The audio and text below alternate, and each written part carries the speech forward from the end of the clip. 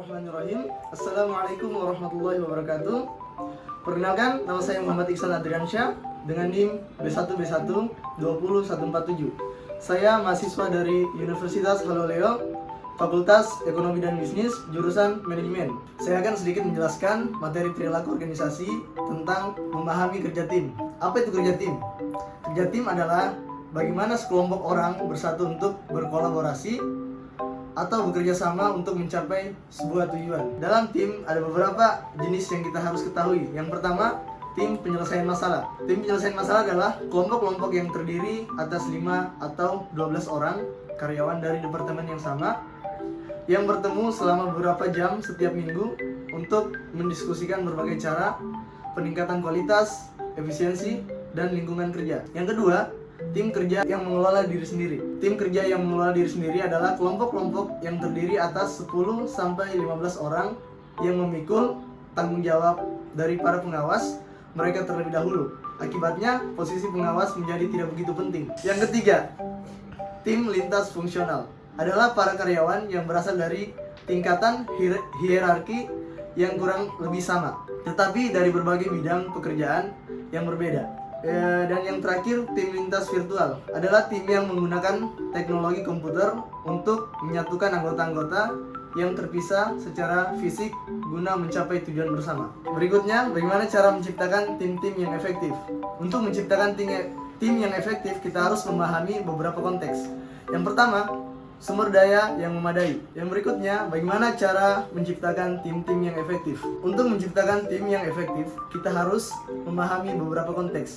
Yang pertama, sumber daya yang memadai. Dengan adanya sumber daya yang memadai, tentu tujuan dari dibentuknya tim akan semakin mudah untuk dicapai. Yang kedua, kepemimpinan dan struktur. Tentu kepemimpinan dan struktur begitu penting dalam sebuah tim, karena jika tidak ada struktur dan tidak ada pemimpin dalam struktur, semua yang dilakukan dalam tim akan sia-sia. Yang ketiga, kepercayaan. Tentu saja dalam tim harus adanya kepercayaan yang besar, karena dengan adanya kepercayaan, semua pekerjaan dalam tim akan begitu mudah. Baik, untuk yang terakhir, fase pembentukan tim. Dalam fase pembentukan tim ada beberapa tahapan. Yang pertama, tahapan pembentukan. Dalam tahap ini, tim akan bertemu dan mempelajari tentang peluang dan tantangan, dan kemudian merumuskan tentang tujuan dan mulai mengadakan pembagian tugas. Yang kedua, sumbang, saran, atau pendapat.